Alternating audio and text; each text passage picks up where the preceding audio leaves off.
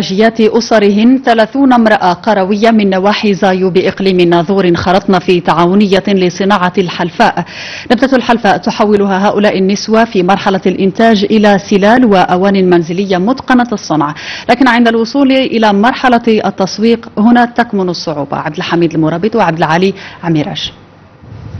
هنا بمرتفعات بلدة زايو الواقعة على بعد 30 كيلومترا عن الناظور تنتشر نبتة الحلفاء. هذه النبتة المتوسطية التي يبلغ طولها المتر الواحد تقف في وجه زحف التصحر، كما هو أمر هؤلاء النسوة اللواتي يقفن في وجه الفقر والحاجة.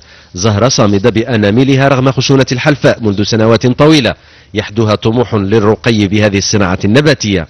هذه الحلفاء كنخدموها، اللي كنجيو للغابة نحيدوها، اليد العاملة موجودة، السلعة موجودة، اللي كيخدم عندنا المشاكل في البيع ديالها. بفضل المبادرة الوطنية للتنمية البشرية أسست زهرة قبل بضع سنوات تعاونية نسوية تضم 30 منخرطة، بينهن 22 امرأة يشتغلن في صناعة الحلفاء، حيث ينهمكن ساعات طويلة لنسج السلال وغيرها من المنتوجات المصنوعة من نبتة الحلفاء.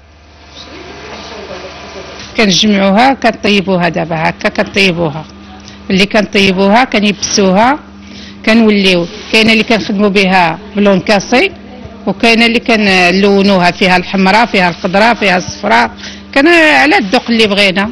وتعلمنا غير الطباق، نديروا المكاب، نديروا هذا ما كان. كنا جالسين غير في الدار، ودابا ملي جات التعاونيه رحنا تعلمنا حويجات جداد ورحنا نخدموا. ايوا سيدي وهذا بغينا نبقاو نبيعوا مزيان حتى حنا دابا راك ندخلوا شويه حتى حنا باش نعيشوا. لكن التحدي الأكبر هو اقتحام عقبة التسويق عبر تصاميم جديدة والانتقال بالحلفاء من منتوج للاستهلاك إلى منتوج للديكور. كيجيونا البنات كيستافدوا معانا، كيخدموا كيحضروا المنتوج ديالهم، ولكن المشاكل التسويق ما عندهمش فين يسوقوا المنتوج ديالهم. كاين المنتوج بكثره ولكن الطلب ناقص. من بين المقترحات هو هذه الفضاءات ديال البيع والانتاج والتسويق.